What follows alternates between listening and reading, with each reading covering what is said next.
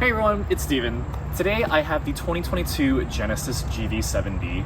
This is most likely going to be my car of the year for 2022 because this car just brings an amazing blend of awesome exterior styling, as you can see here, a first-rate cabin, you've got all of the up-to-date tech you could ever want standard, and it's surprisingly sporty, and you've got the practicality of an SUV. I mean, all of that together for a relatively affordable price as well. This car starts at $41,000 for the base trim, which is the 2.5T, which is basically going to be your 2.5 liter turbocharged engine. And then you have the trim above that, which is the 3.5T, and that one, as the name suggests, is a 3.5 liter twin turbocharged engine.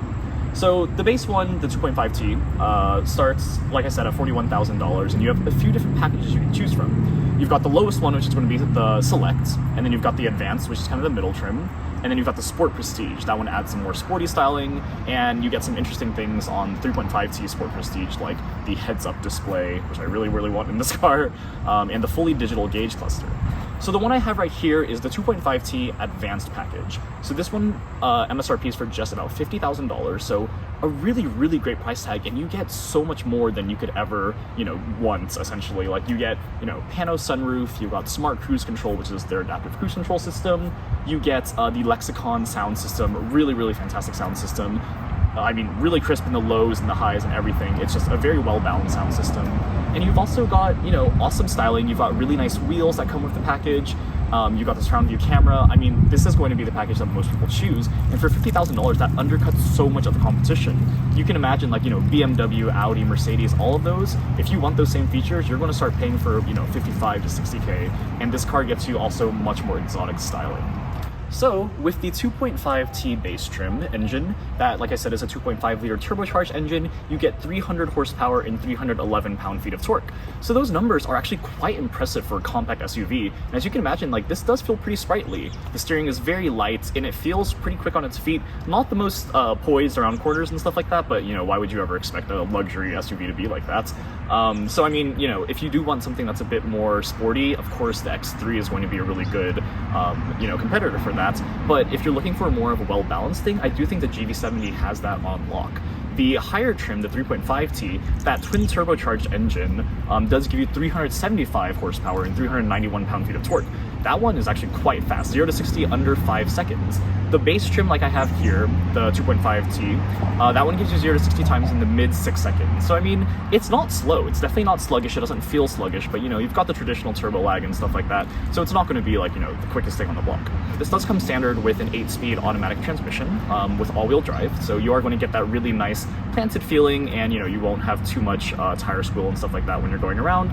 But in general, this is not going to be the sportiest thing. Fuel economy numbers are going to be a bit below average as well, only a little bit though. You've got 22 city, 28 highway, and then 24 combined miles per gallon. So I mean, a little below average for the segment, but in general, that's not going to be a deal breaker considering you get this amazing styling. Now that we've covered all the numbers, let's talk about this beautiful exterior. So this color right here is the Alta White, which is actually going to be their non-metallic white paint. This is actually a $0 option, and at first I wasn't sure if I really liked this, but this has grown on me a lot. I think this color is gorgeous and really accentuates a lot of the body lines, and it also makes this massive grille here really stand out. This is going to be probably the thing that really grabs most people's attention, right? You've got this really huge trapezoidal kind of style grille, and I mean, I think it looks fantastic. It really reminds a lot of people of, like, much more expensive cars, and I think that's one of the biggest things is, like, this car looks exotic to people, right? Most people have never heard of Genesis at this point, right? The average buyer still has not heard of the Genesis brand. Most people don't even realize that they're Hyundai's luxury group, and I think that's a really interesting part here is that, like, Genesis has done such a great job really differentiating themselves from Hyundai, right? You have typical things like Lexus, Toyota, Honda, Acura, all the people know about that sort of stuff. But, Genesis is still a very new and up-and-coming brand, and I really think we're going to start seeing this in the GV80 everywhere. So I'm very excited to see, how this does, and I mean, already on the streets, you can see how well this is being received by reviewers and just the average consumer alike. One of the most unique design elements that Genesis has added to the exterior of this car is the double slit design for their LED headlights. This looks so cool. I mean, I just feel like it's a very unique design, right? There aren't that many other brands out there that are doing anything like this, right? Most headlights are really, in one headlight, essentially. But this design just looks so sleek and elegant, and I feel like you can see this from a mile away. You see that and you instantly know that's going to be a Genesis, right? And, you know, you've got some fake vents at the bottom here, which obviously aren't going to be, you know, people's favorite thing. But again, this car really isn't going to be that sporty. It's interesting though, because Genesis really markets it as a performance SUV, which I find a little questionable. I would definitely market this more as an attractive, luxurious SUV. That does have a pretty sporty feel, but, you know, that's kind of how you get buyers these days. So kind of going along the side profile of this car, you do have some really, really nice 19-inch alloy wheels. So this is going to be specific for the advanced package, and I really like the way these look in the kind of machine finish color. It really complements the white exterior. I really think, you know, if you really don't want to spend that extra $500 to $1,000 for a different color, the white really does look stunning in person. And then moving on to the side profile of the car, I mean, I really think Genesis has done such a great job with these body lines. I also love this chrome accent at the very bottom. That just looks really sleek, and, you know, it really helps with all these body lines, right? You've got this really interesting indent right there that goes all the way across the entire side of the car. You've also got some nice, you know, chrome finish roof rails on the top. And I really like these chrome accents that are along the, you know, the side of the car. It goes all the way back into the trunk area, which is really interesting, right? That's not something you often see with cars, and I really think Genesis has done a great, you know, a really great implementation of this. I also really like this window here at the back of the car. That's kind of separated from this, you know, indent of the body-colored paint here. It looks very unique here, and, you know, it's kind of like a trunk window in a way, but I think it looks really nice with the chrome accent that kind of flows along the entire side of the car. So now finally going into the rear of this car, I think this is really where the car looks a lot better than the GV80. The GV80 already looked really fantastic, you know. Again, you've got that double slit design for the taillights. I love how Genesis has really done a great job of keeping the entire, you know, the entire exterior very cohesive, right? You've got really those sweeping body lines that go across the entire car, and you've got the same design for the headlights and the taillights. That's really, really cool. The GV80 feels a lot boxier, right? Whereas you've got the little like sloped roof design here for the GV70, which I think makes this look a lot more attractive. So, you know, you've got your typical badging here. The Genesis text looks very luxurious and fancy. And then I will say the exhaust tips at the end are a little weird. I don't even know what this shape really is. It's like a trapezoid or something like that. But yeah, definitely an interesting shape and not my favorite part of the car. I do kind of feel like they stuck with traditional dual twin, you know, exhaust tips. That would be totally fine. But you do have this really interesting, you know, obviously these aren't real vents or anything like that, but it's an interesting looking rear diffuser in the back here. Overall, I mean, I think the rear is very attractive. Again, from a long way out, you can see this in the nighttime, and you know, again, double slit design, that's going to be a Genesis. All right, so let's take a look inside of the trunk here. So you can actually open the trunk with this really cool button underneath the rear windshield wiper. Very unique and disguised place to put it. And you've got a power trunk, of course, as expected. You can actually adjust the 3 different heights that you actually want to open the trunk. But inside the trunk, you've got 28.9 cubic feet of cargo space here. So that's actually pretty impressive for this segment, more than competitors like the X3 and Q5 and the Mercedes GLC. So, I mean, with this car, you've really got practicality and you've got that really attractive exterior. So I really think this is honestly a lot better than the German competitors. That's just my opinion. But, you know, I love the styling so much. And again, this is very practical for an SUV. Alright, so before we jump into the interior of this gorgeous car, I wanted to give you guys a look at the leather key fob. So I will say this is finished in a really nice leather, and I really like the shape of this, and I think it really fits easily in your pocket. The advanced package does give you the remote smart parking assist, which allows you to control the car remotely, and you can move it forward and back to get you out of tight parking spaces without having to, you know, shuffle your way in between 2 cars. Really, I don't know how practical this is. I'm sure some people could find a very cool application for it, but otherwise, you know, it's a neat party trick to see a car move by itself.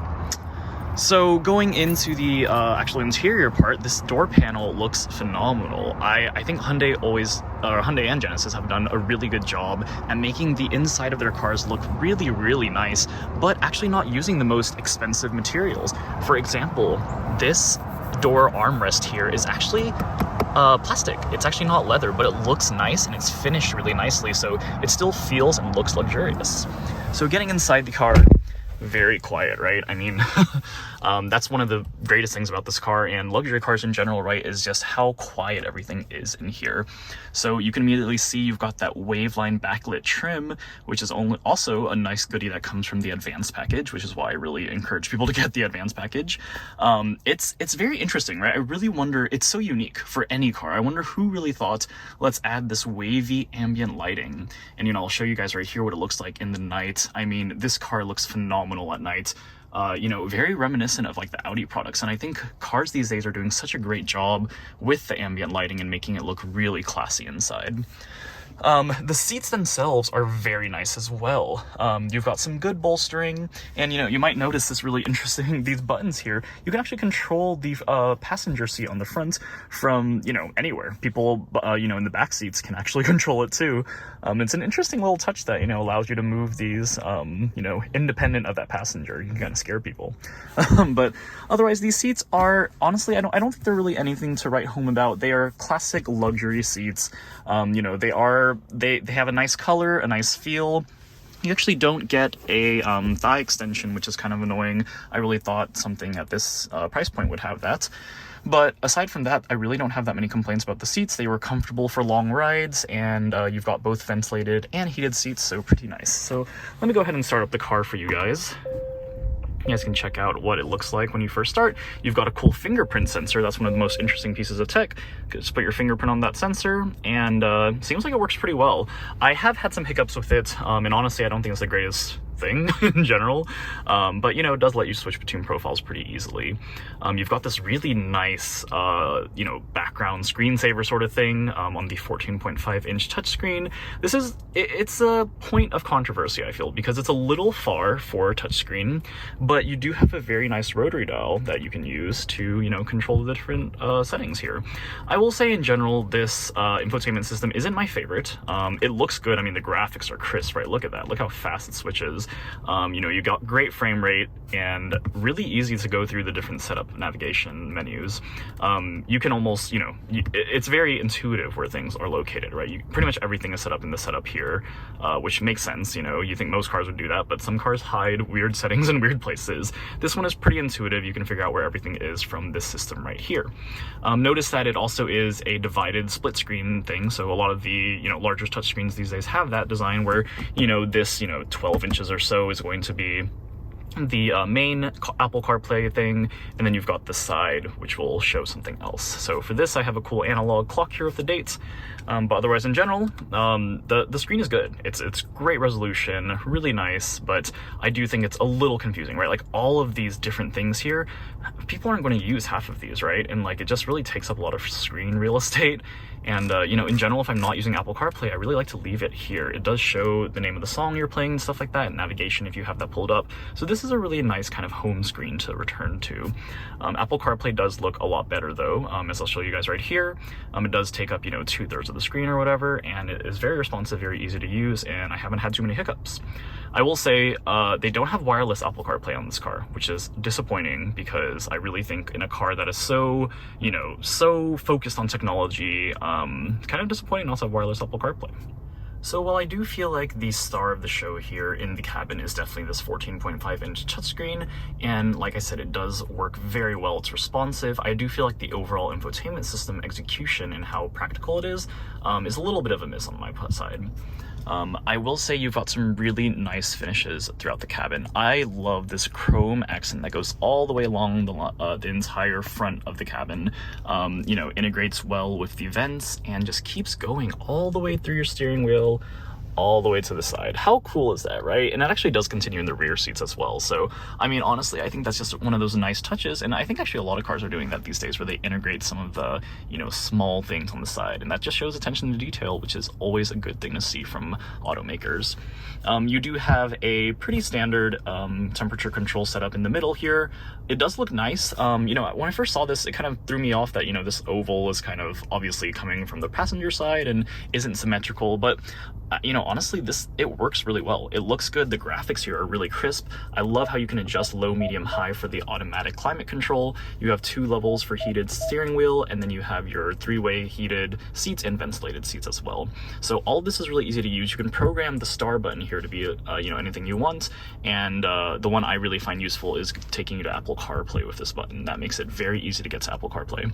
But otherwise, this stuff is set up pretty easily. You will note that a lot of this is going to be fingerprint magnets, right? So these buttons that, like, you know, you can already see a little bit, right? The little smudges, and this car has less than 500 miles on it.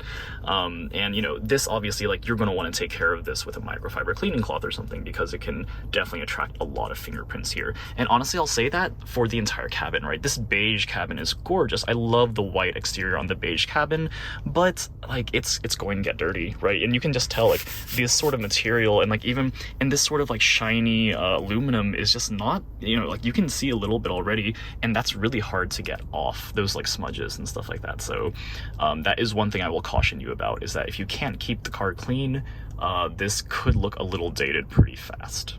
And a few other tech features I wanted to call out is that you do have a button for the 360 camera. Always appreciate actual physical buttons for that sort of thing. This resolution, fantastic, right? Look at that. You've got, you know, projection for the lines and everything, and you can see the 360 camera. You can also do the thing that BMW and Audi does these days, where you can look around the vehicle. How cool is that? And like, look how like crisp this is. Like, that is really the most phenomenal part of this, is just how good the graphics are and how it's actually your exact car, right? You've got the same wheel design, and you've got the same color and everything. And you can adjust some settings and stuff like that to you know, see what you want to display for it. But otherwise, you can choose from here, you know, whether you want to see the back, a wide panoramic view, or just the side view with the wheels, so you can kind of see if you're going to hit the curb or something like that. But yeah, I love this. This is phenomenal and very, very useful. Otherwise, kind of going down the rest of the center stack here, you do have your drive mode controls, and you can choose Sport. You've also got Comfort. This shows in your 8-inch digital gauge cluster here. Eco, Snow, pretty typical things here. You do have some cool animations. You can set up a custom individual one, and I'll talk about those a little bit more in the driving impressions. You do have some pretty cool, interesting textured knobs here to control volume and your radio controls. And then this is the part that some people complain about, is that these two dials are very, very similar in size, and I thought that was going to be an issue for me, you know, like, oh, am I going to, you know, be turning something for the infotainment system, or am I going to be, you know, shifting gears? But in general, like, they have a very different texture on the outside, so it's very easy to tell, like, this one has this kind of ridge outline, whereas this one's a bit more smooth, except it has these, you know, bumps here, and it's easy to tell. Like, I don't know, I've never had an issue differentiating them when I'm going to switch to one of those.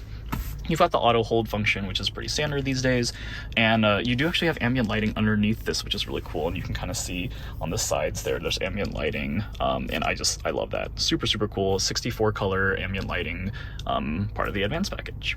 One other thing I wanted to mention from the advanced package is the awesome Lexicon sound system.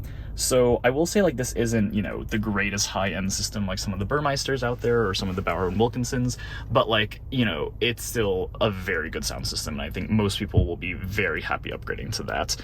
It's part of the advanced package. 16 speakers, very good wattage, very nice sound system. Even at really low volumes, it still really impresses me, which is important. So going to the actual steering wheel, I'll make it a little wider here. This is a bit of a controversial part of this car, right? You have this oval thing, so no spoke in the middle here, which definitely annoyed me at first. The Sport Prestige actually has a different steering wheel, which is pretty interesting. And I will say I prefer the traditional 3-spoke design better, but, you know, honestly, this isn't a deal breaker. It's still easy to rest my hands here, and, you know, if you ever want to drive like this, all of it's really comfortable, easy to use. The steering wheel itself does have a lot of buttons and can be a little overwhelming at first. All of your radar cruise control stuff, which Genesis calls smart cruise control, is on this side, and then you've got all of your other voice commands and you know, volume control, skip track, stuff like that is on that side. You do have some paddle shifters. Don't really think they're necessary for a non-sporty trim here. And one thing I do like is the nice touch of this, like, textured finish on the you know, on both the turn stalk and also the stalk that controls your windshield wipers. So that's kind of a nice luxury touch there.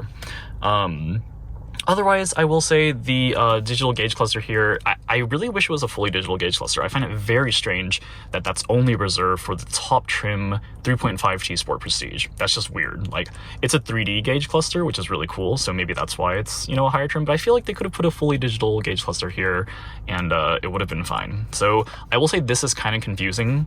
It doesn't really explain what these buttons do, but basically there's only 3 different views. You've got your navigation view, you've got your typical view that you can scroll through what you want to see, and then the last one is going to be your driver assistance view. So I will say there's no room for configuration. So in terms of, you know, if I want to put the time here, I really want the time to show up right there. I hate having to look at this to look at the time, but you know, that's not something you can configure, and in a lot of cars you can configure exactly what you want to show in each corner. But aside from that, you know, as you can tell, this cabin is a phenomenal cabin. Memory seats, all the things you could imagine. There's a wireless charging pad here.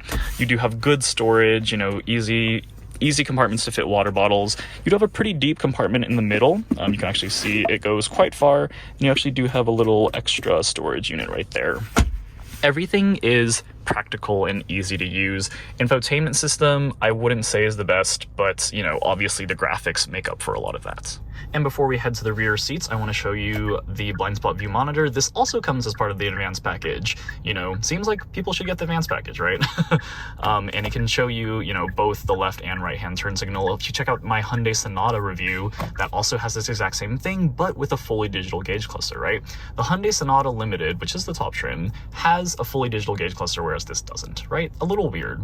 But yeah, you can check out the video right here. I'll link it here. And you know, it's a pretty cool trick to show people. I'm getting more used to looking at it when I'm actually shifting, but I still feel like overall the actual blind spot monitors work better. Now let's take a look at the rear seats. This is a pretty common complaint of the car, is that they're kind of cramped, but I mean, again, you are getting a compact SUV, so the word compact would lead you to think that it's not going to be the most spacious thing. If you want more space, you definitely have to go for the GV80. Look at this nice panoramic sunroof. That is one thing I really, really like about this car. Looks fantastic. Otherwise, the rear seats are pretty similarly appointed to what you would expect. You know, you've got the same texture, very comfortable, and you know, you've still got that waveline backlit trim, which I really like. You do have some manual sunshades, which are pretty easy to use, pretty nice right now. But otherwise, you know, your cabin on the rear is going to be pretty nice, and I don't think anyone will have any problems doing long trips back here. All right, guys, let's go for a drive in this car. So, I mean, already, right, you can see how quiet this cabin is. And I think that's the biggest selling point for this car is going to be the looks, the exclusivity, and then also the quiet cabin. This is what people want in a luxury car, right? And this is why I find it so interesting that Genesis is really trying to market this as a performance SUV. And I definitely understand that that's where the industry is going, but I mean, the upscale cabin qualities are really what separates this, in my opinion. You've got really nice tech, but just the material, the finishes, everything is just superb, and Genesis has done such a great job with this car. I mean, you see this car getting awards everywhere, right? The One Motor Trend 2022 SUV of the Year, and for very good reason here. So, like I said, quiet cabin, extremely quiet, and a smooth ride, right? Very minimal wind noise. You don't even hear much unless you get on the freeway and are going, you know, 65 plus or something like that, right? On normal roads, you don't hear a thing from the outside of the cabin. You know, road noise, tire noise, it's pretty minimal as well. Obviously, it's not going to be as good as something with crazy suspension like the, you know, Range Rover or something like that, but still for a luxury SUV, this is very comparable to Audi, BMW, Mercedes, if not better. All right, so there is a funny feature called active sound design, which allows you to choose how loud you want the pumped-in engine sound to be. So I set this to the largest, and I put myself in sport mode, and let's see from a rev at a stoplight how loud it is. This is a 2.5T. It's so funny. Like, that sound is the most artificial engine sound, and I mean, it's fun though. I will admit, like, I think for people who don't really care about that, like, don't care about the traditional engine sound, like, it's fun. It makes you feel like you're going really fast. Again, 0 to 60, mid 6 seconds, but it feels faster when you're in sport mode with that very, very loud, ridiculous sound. In terms of actual driving dynamics, this car definitely does not handle like a performance SUV or anything like that, right? You've got ridiculously light steering. I actually feel like this might be a little too light. It feels so easy to turn the steering wheel, and I mean, I know some people will like that, obviously, but some people won't. And sport mode does help with that. So obviously, if you put this in sport mode, it does the typical things, you know, stiffens up the suspension, makes it a bit more firm in terms of steering, and you know, you get those typical things. It'll hold revs a little longer, things like that. But you know, in general, I do think comfort is where 90% of buyers are going to keep it 90% of the time. I like putting my cars in sport mode, but I think for this one, comfort is really where it's at. So overall, you know, I feel like it's very clear why this is doing so well in the luxury compact SUV segment. You get that exclusivity, right? This isn't just an Audi, Mercedes, you know, BMW, like all the German competitors, they can't even compete with this. Like in terms of the price point, for 50K for this advanced 2.5T, you get surround view camera, all this sort of, you know, all this tech stuff. You get a phenomenal cabin, you get really cool ambient lighting, right? This is stuff that, you know, the German competitors are going to be charging 55K, 60K, things like that. You'll get into a higher price point, and this car gives you all that, and you know, the exclusivity of being a Genesis, right? A lot of people have never heard of this brand. They're like, you know, what is that? That bold styling from the front really grabs people's attention, and you know, I really don't think you can go wrong with this SUV right now. That being said, this is a brand new model, right? You really don't know what is going to happen to this car 3 to 5 years from now, right? So I do think, you know, obviously being part of Hyundai's group, it's not obviously going to be something that breaks down in the next day, right? Hopefully. But I will say that, you know, while Hyundai has really improved their, you know, reliability and stuff over the past decade, it's still not going to be something that people have faith in, like a Lexus, right? The typical Japanese automakers, Lexus, Acura, right? Like, you really feel like those are rock solid. They have great, robust engines. And for this Genesis, you know, people aren't going to be as sure of it. But I just feel like at this point, you know, with how great the interior is and how, you know, phenomenal this entire cabin is, this car is still going to do very, very well. So that's going to be a wrap for my review today, guys. I hope you enjoyed this review. I love this car. Like I said, this is probably going to be my 2022 car of the year. I cannot imagine the competitors coming out with something that can, you know, beat this within the next year or two. So, you know, leave me a comment. How do you like the new Genesis SUVs, both this and the GV80? Let me know what else I should review. You can subscribe up here and check out my other videos down here. Thank you so much for watching, and I'll talk to you guys in the next video. Bye.